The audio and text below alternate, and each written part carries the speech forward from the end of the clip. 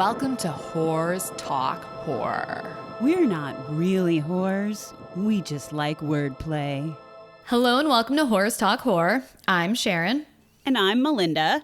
Today is officially Halloween. So happy Halloween, everyone, or happy belated Halloween if you're listening to this after October 31st. Woohoo! This episode, we are going to be sharing some strange, tragic, and also funny true crime stories that are all connected to Halloween in some way.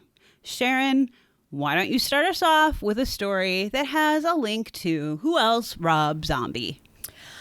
All right, this story is titled Killer Confessed, Film by Rob Zombie Made Him Kill.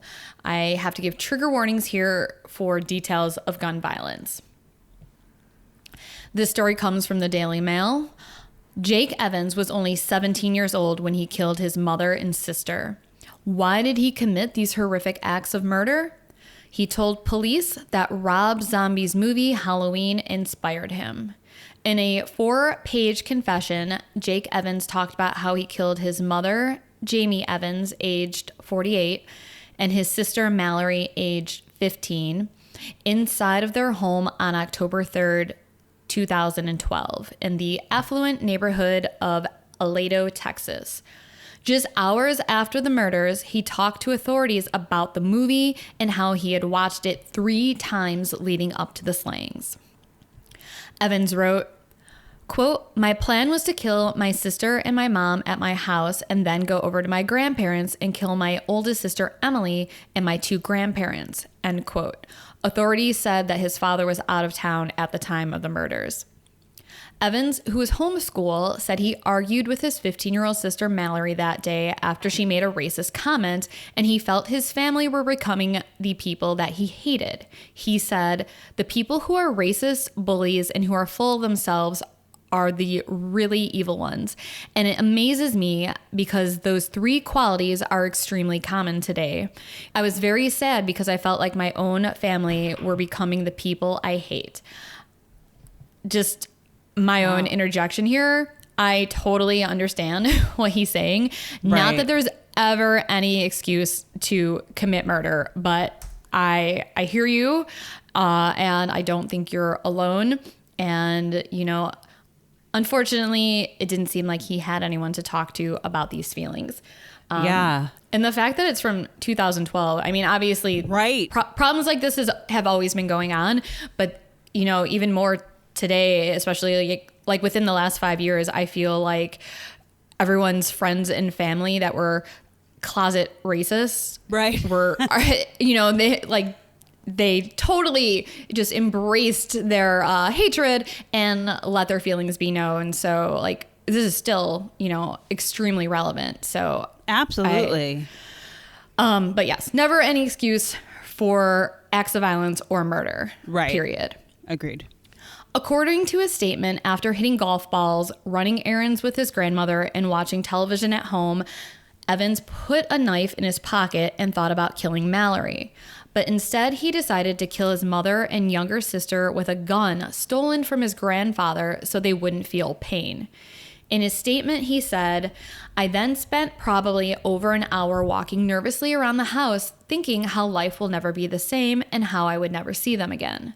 Thoughts of causing her pain kept entering my mind and were really bothering me. But then I'd think about the times she hurt my feelings or really pissed me off." Evans then reveals he went to his sister's bedroom and asked her to watch The Waterboy with him. But he later excused himself and went into the art room. There he imagined killing Mallory again, he told investigators. After about 30 minutes, he came back with a knife in his pocket and thought about killing her. He said, "I sat for about 5 minutes and then playfully threw a pillow at Mallory. We started having a pillow fight in the room. After a while, I thought to myself that if I were going to kill my mom and Mallory, I wouldn't want them to feel anything. So I decided to kill them both with the .22 revolver I stole from my grandpa." According to his statement, Evan shot Mallory and then his mother, Jamie, with the .22 caliber, but went back and shot his sister again after realizing she was still alive. He also shot his mother again to make sure she was dead. Wow. But he said After shooting his mother and sister, I know now, though, that I'm done with killing. It's the most dreadful and terrifying thing I will ever experience, and what happened last night will haunt me forever. At the time of the slayings, the 911 call was released, in which Evans can be heard calmly explaining to the dispatcher what he did and why he did it. He told her, "This is going to mess me up in the future. I told my sister that my mom needed her. She was in her room and she came out of her room and I shot her, and she rolled down the stairs and I shot her again, and then went downstairs and shot my mom maybe 3 or 4 times." In his confession, he described the thoughts that went through his head as he realized what he had just done. In shock, he said he ran to his room and was screaming at the top of his lungs, and he was really messed up and that he killed his mom and sister. He put the gun on the counter and dialed 911. Evans was then arrested at his home and taken into custody. Eventually, he pled guilty to 2 counts of murder in the death of his mother and sister. He received 45 years on each count that will run concurrently. Jake will have to serve half of his incarcerated time before he is eligible for parole. So we talk about nature versus nurture on this show a lot. Yeah. And I think this is one of those circumstances where nurture is definitely more of the reason that he committed these horrific crimes, because he expresses remorse, which a lot of people don't. And I watch a lot of episodes of Evil Lives Here, and there's a ton of episodes involving children, and, you know, over their lives from, you know, very early ages, they display signs of behavior that, you know, is creating harm for animals and their siblings, and they're kind of obsessed with death, and they don't seem to show remorse ever. And I feel like he was just a very, very sensitive individual, and I'm not making excuses for him at all. I'm just pointing out that I think this is a situation where someone like him could have benefited from talking to a therapist and having someone to open up to about the feelings he was having before he committed these horrific acts. I totally agree. And I thought it was really interesting that you were saying that he, like, you know, was like pacing back and forth and like kind of avoiding trying to do the inevitable because he didn't want to kill people, but like he was feeling so compelled to because of, you know, everything he said. That you're right, that is not something that we normally see, and that's a really interesting story. Wow. I mean, it's sad, it's horrible, but it's kind of fascinating. I haven't heard that one before. Yeah, I never heard this story either. And I'm just very saddened by the fact that this probably happens way more than we hear about, and that a lot of these things could be prevented if we had better mental health care in the US and the rest of the world, and things like this were taken more seriously. And I'm kind of curious, though, about his childhood and if he did ever display any sort of signs of violence towards animals or people. Yeah. I think, though, reading further, I didn't include this in the story, but I think he did actually say in part of the 911 transcript that he had never done anything like this before and that he's not a violent person. So it's just so bizarre the way that, you know, his feelings towards his family just grew to be like so intense, like his hatred towards them, that he could just cross that line to commit these acts. I mean, definitely, as I said earlier, I can relate to this in many ways. I'm kind of curious about his family, though, because he was saying, like, they're such racists, they're such horrible people. So part of me wonders, what they were like, you know, and maybe the fact that he was homeschooled, he didn't have any other friends to talk to about this or connect with, or teachers. That's a good point. Or, counselors at school. He didn't know where to go to get help. Just very sad, and hopefully things will change in our country for the better as far as getting help for people who really need it. And racism in general. Yes, agreed. All right, well, let's lighten the mood here a little bit, Mindy. You have a very interesting story for us that I think our listeners would also find very interesting. Yeah, let's lighten things up a bit. Let's talk about the mysterious death of Harry Houdini. The famous musician. And we're off I to a didn't know good he start. was a musician. He's a rock. Actually, that's the new conspiracy, is that Kurt Cobain was actually Harry Houdini reincarnated. Interesting. The famous magician Harry Houdini died on Halloween 1926, leaving behind mystery and speculation that has fascinated people ever since. In our episode about the Fox sisters, the famous spiritualist sisters, we mentioned briefly that Harry Houdini was not a fan of spiritualists and tried to debunk them. Is it possible that spiritualists had something to do with his death? What?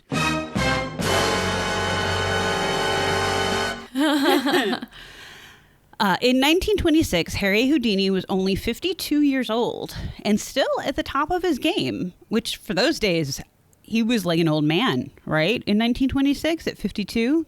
In 1926, 52 was the new 82. Right, exactly. He toured the country in the early part of the year, performing escapes and enjoying his decades-old fame. But when he toured again that autumn, everything seemed to go wrong. On October 11th, Houdini broke his ankle while performing a water torture cell escape trick in Albany, New York. Sorry, that made me laugh. He managed to push through the next several appearances against doctors' orders and then traveled to Montreal.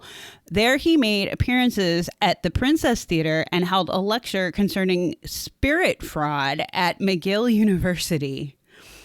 After the lecture, he schmoozed with students and faculty, among them Samuel J. Smiley Smilovich, who made a sketch of the famous magician. Houdini was so impressed with the drawing that he invited Smiley to come to the Princess Theater on Friday, October 22nd, to do a proper portrait. On the appointed day at 11 a.m., Smilovich came to visit Houdini with a friend, Jack Price. They were later joined by a freshman student named Jocelyn Gordon Whitehead. After some talk about Houdini's physical strength, Whitehead asked if it was true that he could withstand even the mightiest punch to the stomach. Houdini remarked rather unenthusiastically that his stomach could resist much and gave Whitehead permission to strike him. Whitehead struck at least 4 times until Houdini gestured him to stop in mid-punch. Price recalled that Houdini looked as though he was in extreme pain and winced as each blow was struck. Houdini said that he didn't think Whitehead would strike so suddenly, otherwise he would have better prepared. That'll teach him to walk around. Oh yeah, you know what? I can just take the mightiest punch to the stomach. You know, that's just something I do. Well, and then he's doubled over. He's like, well, I didn't have a chance to prepare you guys. You just started punching me. I mean, come on. Yeah. And by prepare myself, I mean put on some sort of metal corset around my stomach to protect me from extremely hard punches to the gut. By evening, Houdini was suffering tremendous pain in his abdomen. The next evening, Houdini left Montreal on an overnight train to Detroit, Michigan. He telegraphed ahead for a doctor to examine him. The doctor diagnosed Houdini with acute appendicitis and said he should go immediately to the hospital. But the Garrick Theater in Detroit had already sold $15,000 worth of tickets for that evening's show. Houdini reportedly said, "I'll do this show if it's my last." By the beginning of the third act, he called off the show. Houdini still refused to go to the hospital until his wife forced him, because of course, naturally. Surgeons removed Harry Houdini's appendix on the afternoon of October 25th, but because he had delayed treatment for so long, his appendix had ruptured and the lining of his stomach was inflamed with peritonitis. Peritonitis. Was inflamed with peritonitis. What is that, Sharon? Close enough. inflammation of the peritoneum. Peritoneum. Sharon doesn't know anything. Oh, that's something else. It's like a wall of tissue lining that covers all of the abdominal cavity. Yikes. And covers like basically all the organs and stuff that are in there. Okay. Organs and stuff. You know, those organs and stuff that Stuff are and junk in your body. Cool, thank you. So needless to say, by this point, infection had spread throughout Houdini's body. Today, such a malady simply requires a round of antibiotics, but this was 1926. Antibiotics wouldn't be discovered for another 3 years. Womp womp. You can edit that out, maybe. Houdini's bowels became paralyzed, and surgery was needed. Houdini received 2 operations, and he was injected with an experimental anti-streptococcal serum. He seemed to recover somewhat, but he quickly relapsed, overcome by sepsis. At 1:26 p.m. on Halloween, Houdini died in his wife Bess's arms. His last words were supposedly, "I'm getting tired and I can't fight anymore." Surrounding Harry Houdini's death was a wild subplot involving spirits, seances, and a ghost named Walter. Houdini performed tricks on stage, but he never played them off as magic, quote unquote. They were simply illusions. Like Job says on Arrested Development, tricks are just something whores do for money. Sorry. Wow. Yeah. He made his own equipment to suit the specific needs of his tricks and performed them with the necessary pizzazz and physical strength to wow an audience. They were feats of engineering masquerading as entertainment. And that's why he had a bone to pick with spiritualism, the religion which was based on the belief that it's possible to communicate with the dead. And so, in his several years on Earth, he made it his mission to expose the mass movement for what it was, according to him, a sham. In one of his most famous anti-spiritualism escapades, Houdini attended 2 seances with Boston medium Mina Crandon, known to her followers as Marjorie, who claimed to be able to conjure the voice of her dead brother, Walter. Crandon was up for a $2,500 prize if she could prove her powers to a 6-person committee of respected scientists from Harvard, MIT, and elsewhere. And just FYI, $2,500 back then is the equivalent to almost $40,000 today. It's a lot of money. It is a lot of money. Intent on keeping her from winning the prize money, Houdini attended Crandon's seances in the summer of 1924 and was able to deduce how she performed her tricks. A mix of distractions and contraptions, it turns out. He recorded his findings in a pamphlet, complete with drawings of how he believed her tricks worked, and even performed them for his own audiences to much laughter. Ha. Crandon's supporters would have none of it. And in August 1926, Walter proclaimed that Houdini will be gone by Halloween. This fueled a conspiracy theory that spiritualists were to blame for the illusionist's demise, that Harry Houdini had actually been poisoned, and that Whitehead was in on it. But there's no evidence for any of this. In 1926, blows to the abdomen were thought to cause a ruptured appendix. Today, however, the medical community considers such a link very much up for debate. It's possible that the punches led to Houdini's appendicitis, but it's also possible that the 2 events just so happen to coincide. Ironically, though he was an anti-spiritualist, Harry Houdini's death became fuel for spiritualist fodder. He and his wife, Bess, had made a pact that whichever one of them died first would try to communicate with the other from the great beyond to prove once and for all whether spiritualism was real. And so Bess held a seance on the next 9 Halloween nights, trying to conjure up the spirit of her husband. In 1936, 10 years after Harry Houdini's death, Bess held a much-anticipated final seance in the Hollywood Hills. Her husband never showed. Bess declared, My last hope is gone. I do not believe that Houdini can come back to me or to anyone. After faithfully following through the Houdini 10-year compact, after using every type of medium and seance, it is now my personal and positive belief that spirit communication in any form is impossible. I do not believe that ghosts or spirits exist. The Houdini shrine has burned for 10 years. I now reverently turn out the light. It is finished. Good night, Harry. She and Houdini had a prearranged code in which no medium ever brought word from him. Spiritualists retorted that it proved nothing. Some even charged that Houdini's spirit is being stubborn. To this day, every year on the anniversary of Houdini's death, people hold seances on Halloween and try to communicate with the spirit of Harry Houdini.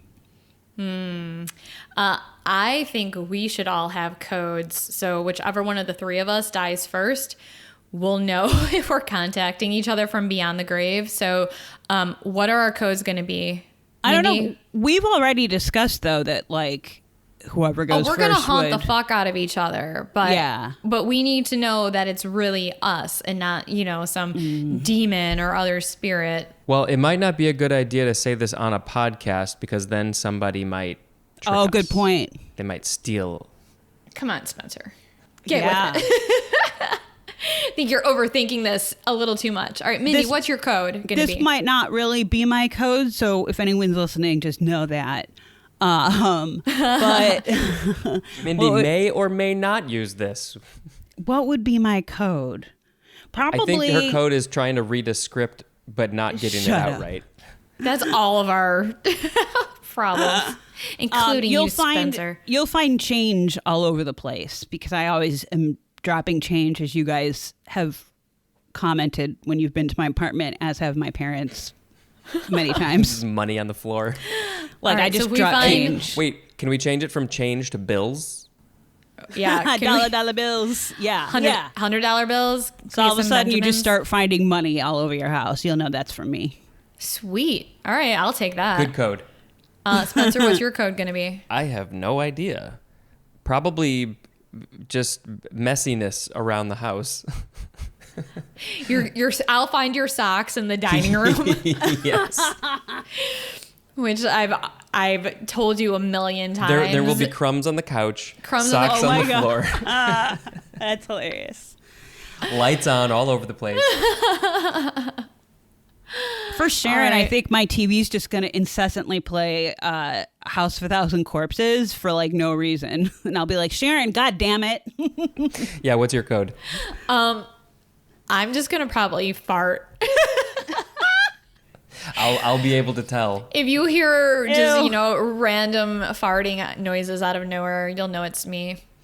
Well, and I also still want to be one of the first like ghost reality TV stars. So like if you're watching like Ghost Adventures and Zach Baggins is like, talk to me, spirit. And you hear like a woman's voice come back. Oh, fuck off. That'll be me. Oh man, if that show is still playing in like 30, 40 years, I don't know. Yeah. To be fair, you're right, but still. I have a theory about this Houdini thing. I think that he could have given her the code. He could have come back through the seance, but because he didn't want spiritualism to be taken seriously and to prove that it was a scam, he never did. Well, that's what the supporters of spiritualism said. That's what Mindy read, is that they think he's just being stubborn. Yep, I think that's what it was. Huh. Yeah, it's really interesting though that he spent many years of his life trying to debunk spiritualism, only to have spiritualists try and resurrect him every single year since his death. Well, and then fun fact, actually, this is a story, so I don't know how factual some of these details are, but the story goes, as they say, that actually, I think it was in 1922, Harry Houdini went to the Winchester Mansion and tried to... No, it wouldn't have been 1922. It was probably 1923 because Sarah Winchester, who built the place, died in 1922. But he went there to try and have a seance.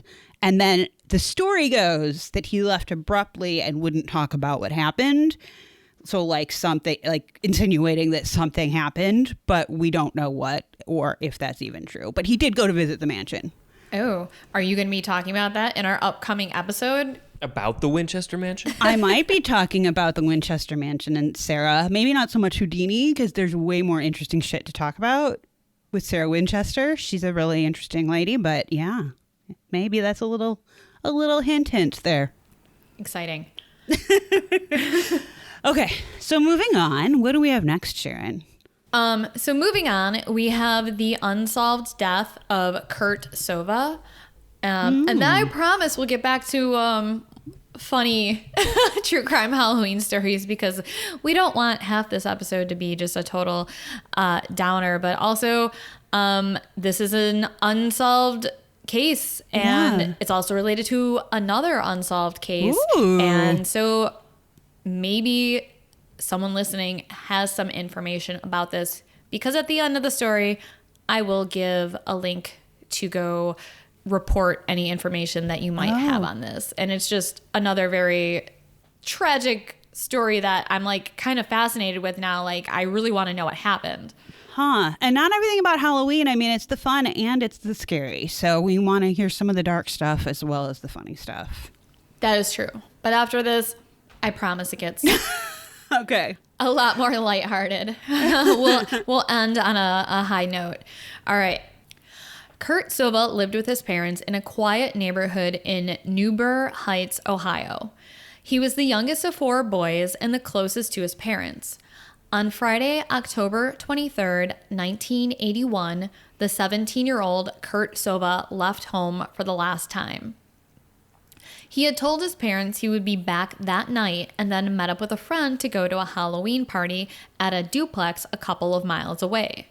His mother, Dorothy, said, "It was not like him to be gone overnight. It was not like him to stay out after 10, 10:30, 11 o'clock at the latest. And that was only when we knew where he was. This night, he just never came home." On Saturday, when Kurt still wasn't home, his parents were very concerned.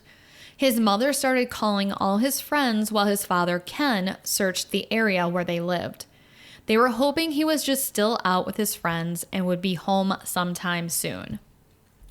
By Sunday, they still hadn't even received a phone call from their son, so Kurt's parents reported him missing with the Cleveland police. Determined to find him, Dorothy had made some flyers and took them to local stores to post. They searched the ravines, the schoolyards, and even went so far as to search dumpsters looking for him. Can you imagine having to do that? No, I don't ever want to have to imagine doing that. Along the way, Dorothy heard that Kurt had gone to a party at a duplex hosted by a person named Susan. Dorothy went to Susan's duplex, where another woman told her that Susan was out. Dorothy left her number, asking for Susan to call her right away. That night, Susan returned her call, but she claimed that not only had she not seen Kurt, but that she never had a party. What? But a pizza delivery man contradicted Susan.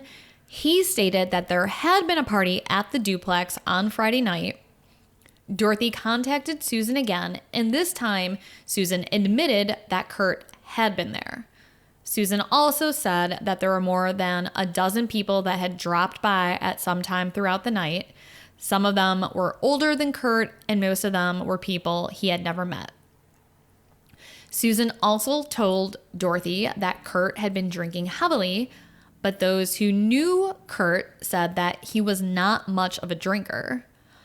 Dorothy talked to one of Kurt's friends who said that Kurt had become ill, so he took him outside to get some air because it was a chilly night, and when he went upstairs to get Kurt's jacket, he left him over by a fence, and when he came back down, he said Kurt was gone. Dorothy said, "That's when I became hysterical. I thought, my God, something happened to him at the party or in between the party and home." And really quick, this is just everything the mom is doing. Like, we're not even talking about the cops. Like, the mom and the family are doing all of this. Correct. Unbelievable. Wow. And great for pointing that out, because honestly, I didn't really notice that. But also, cops have a lot of other things to investigate. And a parent, I think, you know, like if this was my child, I would be like, I would not be able to sleep or rest or do anything until I had answers and leads. Totally. And I mean, you know, the parents are going to care way more about the whereabouts of a missing child than the police, unfortunately. I mean, that's the way it should be. You know, obviously no one's going to care as much as the parents and the family and the friends. But yes, I'm not sure what was going on with the police at this time, but I was just going to say that like so many missing person cases, though, they get the old, oh, well, they're old enough that they might be out with their friends sleeping it off or what, you know, that old. Exactly. But anyway, just amazing that the mom would just hit the ground running. I love it. Yeah. Anyway, sorry. Please continue. No, good observation. So many people had lied about what had actually happened that night or changed their stories. It started to appear that they were trying to hide something, and it seemed to be more sinister than just giving alcohol to an underage youth. 4 days after Kurt disappeared, a schoolmate spotted him. He was driving on his way to an interview when he saw Kurt getting into a van with people he didn't recognize. He had heard Kurt call out, "Hey, Franco," and then got into the van. His schoolmate assumed Kurt knew the people, and at that time, the witness had not heard that Kurt was reported missing, so he just went on his way. Oof. Meanwhile, Kurt's family was still distributing flyers and searching for him. One flyer made its way to a record store, and there was a man who came in and commented on the flyer to the owner and said, "Might as well take it down. He's going to be found dead in 2 days, and nobody's going to know how he died." What? I know. That's like the creepiest part of this story. Susan once again called Dorothy, who gave yet another account of her story. She said that Kurt had been sleeping on a cot in her basement. Dorothy didn't know whether to believe Susan or not, but figured she had to know. So Kurt's father, Ken, went to the duplex to look in the basement. Kurt wasn't there, but there was a cot, and it looked like someone had been sleeping on it recently. 6 days after the party, Kurt would be found. A group of small boys who were out playing in a ravine on Harvard Street found Kurt's body. He was wearing his clothes, no jacket, and he was barefoot. Police discovered his left shoe in a pile of rocks close to where his body was located. His right shoe was missing, and the location of his body was only 500 yards from the duplex where the party was the Friday night that he went missing. Oh. At first glance, it was hard to tell what had killed him. So after an autopsy, investigators hoped to have more information, but they did not get it. All the autopsy could reveal was that Kurt had died between 24 and 36 hours before he was found. So that ruled out the possibility that while drunk, he wandered away from the fence where his friend left him and he fell to his death. They had known that he'd been alive for at least 3 days after he left the party. What the fuck? His family knew that he hadn't been in the ravine any earlier than Monday afternoon because Ken searched the entire area. I was going to say, right, you said that. Oh my God. So this means that his body would have been dumped Monday evening or the Tuesday before the boys found it on early Wednesday morning. The morning Kurt's body was found, the owner of the record store received a bouquet of flowers with a card that said, "Roses are red, the sky is blue. They found him dead, and they will find you dead too." My jaw literally just fell open, like for real. Yeah, whatever is going on with this record store and the person who was in there and the person who sent these flowers, like that is so damn creepy. Like that's straight out of a horror film. Yeah. Yeah. So obviously she called the police and reported it. And through the flower purchase, the police were able to locate the sender, but they claimed that it was just a quote, mentally ill and disturbed, end quote, person, and it had nothing to do with Kurt's death. What? which I do not trust that. I was just saying, bullshit, that had nothing to do. Oh my God. Yeah. And honestly, I don't know if this was the same person who came in and told them to take the flyer down. Right. I don't know if there's a connection there. And also, I don't know if the police did a search of Susan's house and went to the basement and maybe took fingerprints or did scrapings or collect any sort of fiber evidence or hair evidence from the cot to see maybe if it matched Kurt. I have no idea. I totally want to know more about this story for sure. This is crazy. Yeah, very much so. So the police ended up releasing this person from their custody, and that person then left the area just a short time later. Oh, good. Yeah, so who knows if they ever followed up on this person ever again.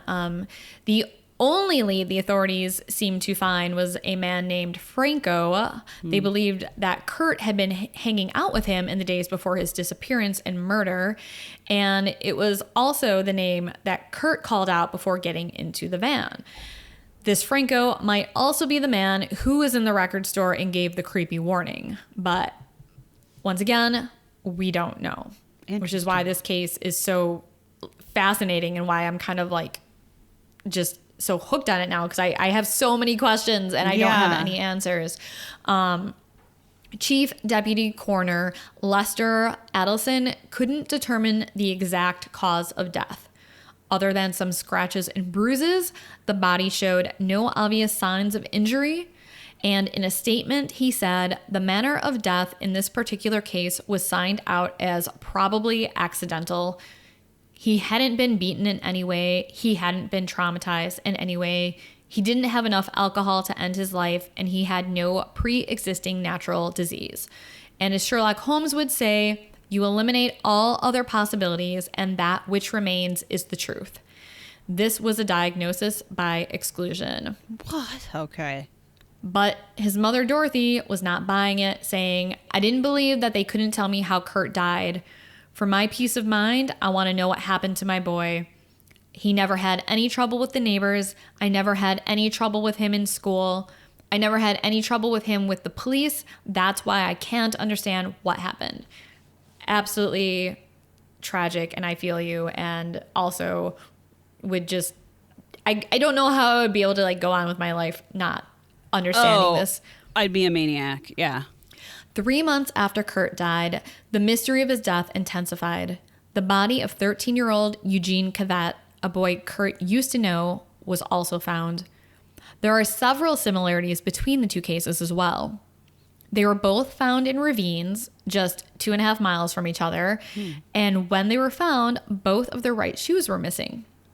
An autopsy showed that Eugene died from falling into a ravine, but whether he fell in accidentally or was pushed or thrown, no one knows. Both his and Kurt's death remain unsolved to this day. Kurt's case is still open and classified as a probable accident. This story was covered in the original Unsolved Mysteries in season 1 and then again in season 5. Ooh. And if you have any information on what happened to Kurt Silva, you can submit it on their website at unsolved.com/tips. We will also put the link in our show notes. So wait a minute, they couldn't even tell if Kurt died, like if his heart just stopped or like anything like that? Like, or we just don't know. I mean, they couldn't tell. It's possible, but he had no underlying conditions, like no congenital heart defects that they knew of.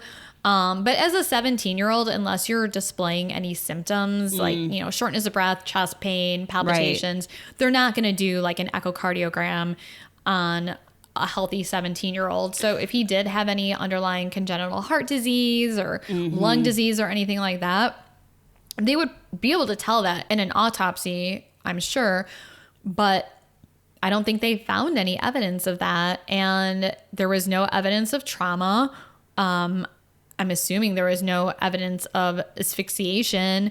So I don't know. It's very weird, but I want to know how his one shoe was missing, and it was like stuffed into a pile of rocks, like a few feet away from where his body was found. Like if he just accidentally, fell and hurt himself, and maybe, I don't know how cold it was. I guess it's possible that he could have died of hypothermia, but how would that explain his shoe getting taken off and placed into a pile of rocks? That doesn't make sense. Well, and I would think that hypothermia, that would be noticeable in the autopsy, One would think. I wonder if and I don't remember which drug it is, but you hear all those stories about those ladies who slowly poison their husbands over time. Yeah, arsenic and there's other stuff. And unless you know to look for it, you wouldn't look for it in an autopsy, but that also doesn't really make sense, because why the fuck would somebody do that to him at a party? I don't know. That's really weird. Wow, Sharon, thank you for sending me down a rabbit hole, because that's going to happen now. You're welcome. Let's maybe end this show on a lighter note, shall we? The following are just a bunch of random funny Halloween-related true crime stories. This first story comes from The Sun.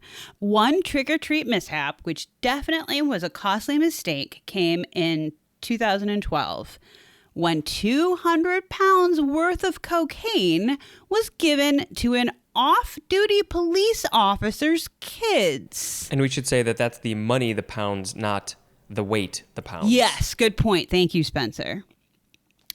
Donald Jr. Green was at his girlfriend's house in Royton, Greater Manchester in England on Halloween when police constable Simon Fowle and his 3 kids knocked on the door. Green put what he thought were packets of Haribo sweets in the buckets of the kids, aged 8, 6, and 5, who then thanked him and walked off, accompanied by their father. Just a few minutes later, Green reached into his pocket to pull out the 8 snap bags of cocaine that he'd bought earlier that day. To his horror, he only found the Haribo sweets he'd meant to give the kids. He immediately got in his car and drove around the area to find the children before it was too late. But they had already returned home, where their dad found the drugs and called his on-duty colleagues. At the trial, Green, who'd never been in trouble with the law before, was given a 12-month community order and sentenced to 130 hours of community work. Stephen Sullivan, defender for Donald Green, said, "This was an accidental act. It was grossly foolhardy, but it took him only a matter of minutes to realize his error. This is clearly a highly unusual and unfortunate case." This is why you always go through your kids' Halloween candy so you can keep all the good drugs for yourself, because a 6-year-old is just going to waste all that cocaine. They won't appreciate it. They have so much energy anyway. Why the fuck do they need cocaine? Good point. All right. That made me laugh. Thank you, Sharon. The next story is titled, "Police Assume Man Was Really Run Over by His Lawnmower." That is an awesome headline. So the next story comes from the Daily Mail. In rural North Carolina, someone decided to use a dummy to stage a horrifying accident involving their ride-on lawnmower. The merry pranksters placed a dummy underneath the lawnmower on a stretch of grass along a rural road so that only the arms and legs were visible from underneath the machine. They then covered the arms and legs with red paint to simulate blood so that it appeared to everyone who passed by that the homeowner had been cut up and mangled by his own lawnmower.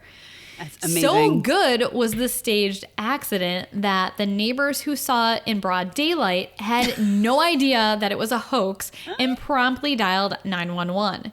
The police arrived and, terrified, launched into action, not realizing that the person in distress under the lawnmower was a dummy until one of the cops attempted CPR. Oh my God, they got that far? Wow. I know.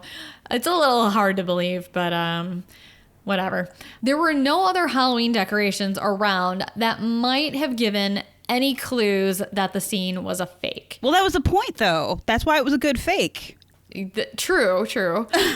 Is also unclear who was responsible for the Halloween prank, as the area where the lawnmower was parked leads to several homes. So, amazing. Oh my God. Well done, mystery prankster. Well done. Wow, for real. That's actually kind of funny. I'm sorry. Like, okay, well, I'm not going to give the name of this next story away because it spoils it for you. No spoilers.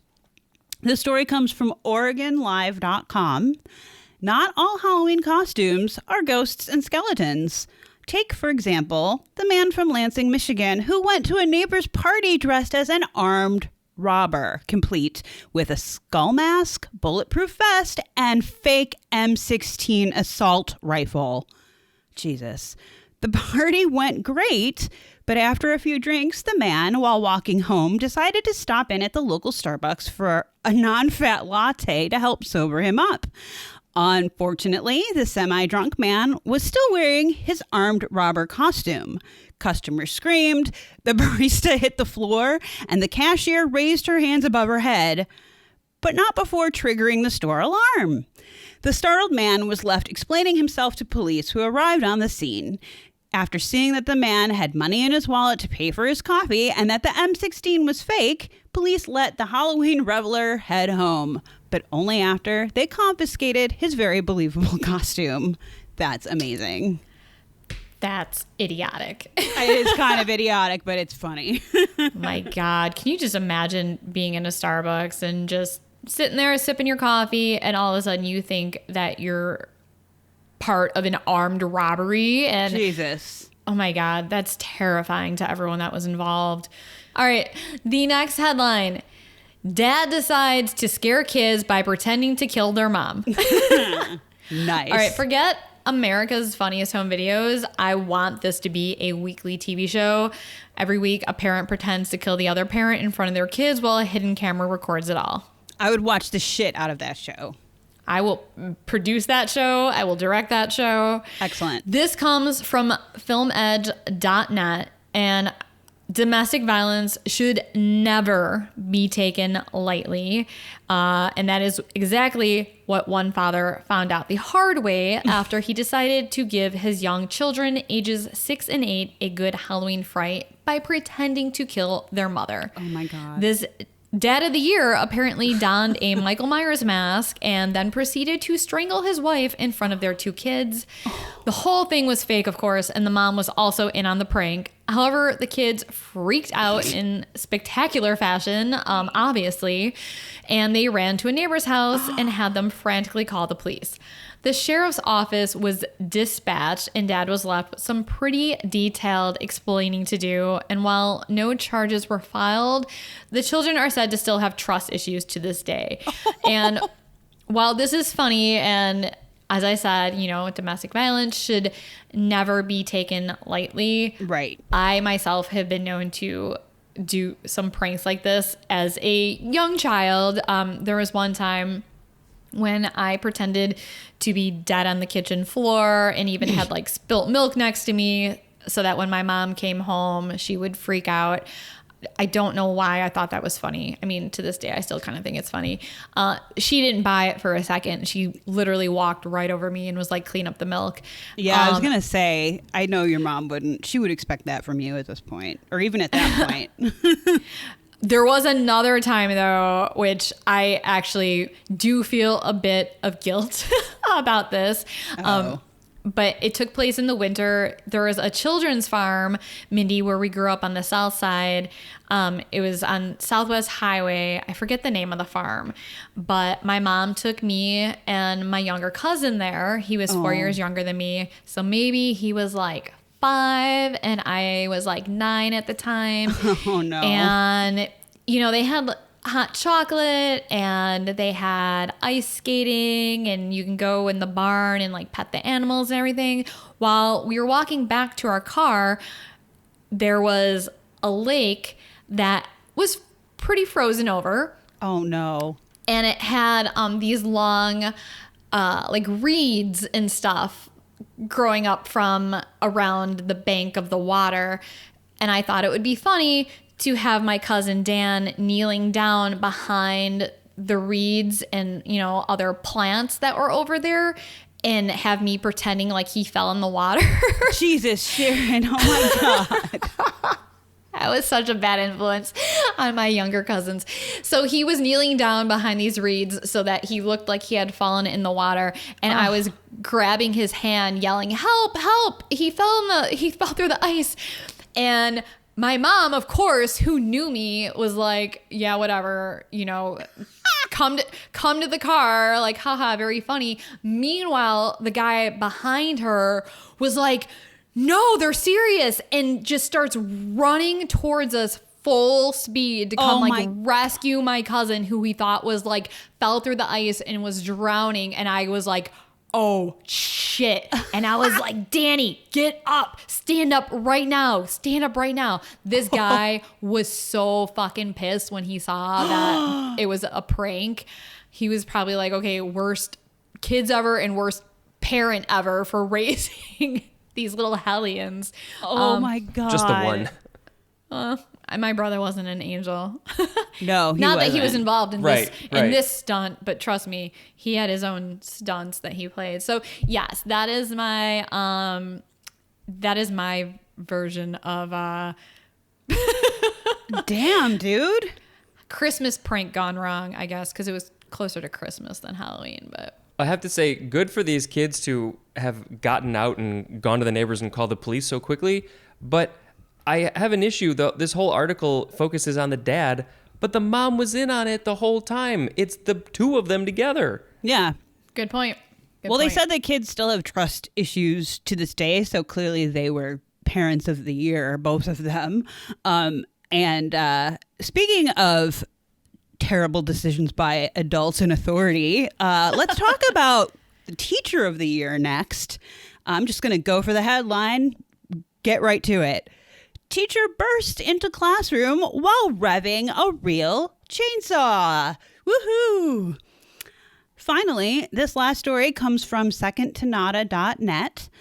A teacher at Taunton High School in Massachusetts thought he figured out a great way to get students into the Halloween spirit. He brought a real chainsaw to the school, pulled the ripcord, and then burst into the classroom of 15-year-old students wearing a ski mask and revving the chainsaw to max throttle.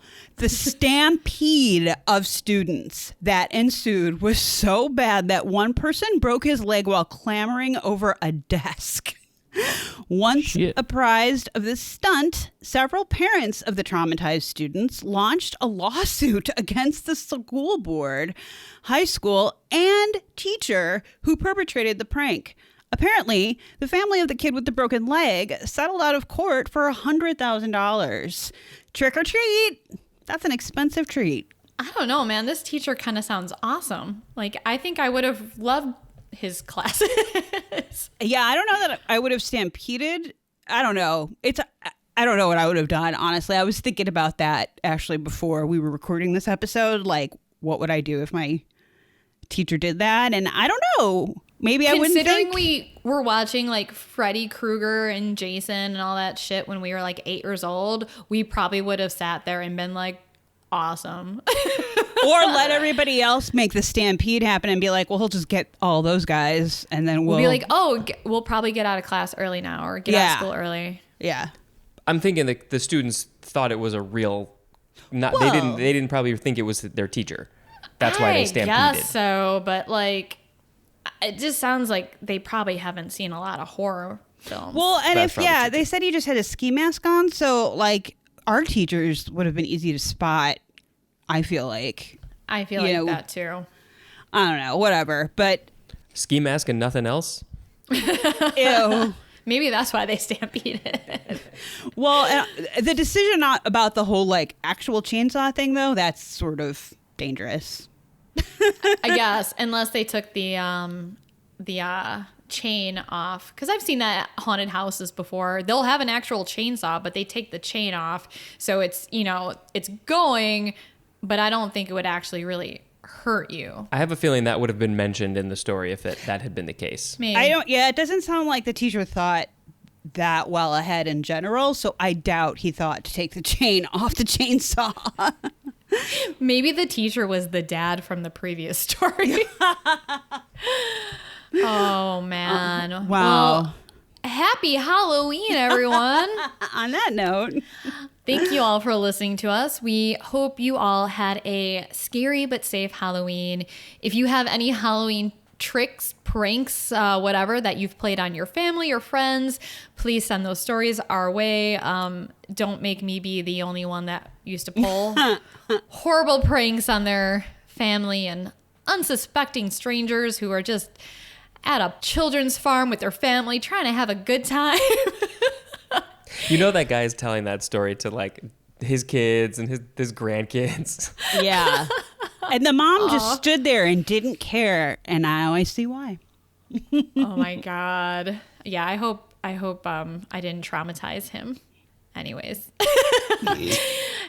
please make me feel better about myself by sharing your own horrible stories with us. Also, please write to us if you have any episode ideas, recommendations on what to watch, any ghost stories, true crime stories, creepy stories, whatever you want us to read on our show. You can send those emails to whorestalkhorror@gmail.com. That was excellent pronunciation, Sharon. I thought so too. Thank you. I really tried to enunciate it this time. It was really good. Please subscribe to us and rate and review us on your streaming platform of choice, because it does help us get more exposure, which helps us to keep doing the show, which we really like to do. If you're able to, please join our Patreon and get early access to episodes, see exclusive posts like the actual video interview with Karen O'Leary, and maybe even get some cool goodies in the mail. Please be kind to each other out there. Stay safe, trick or treat, and as always, Thanks for getting creepy with us.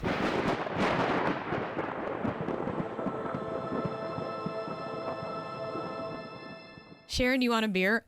Oh my God.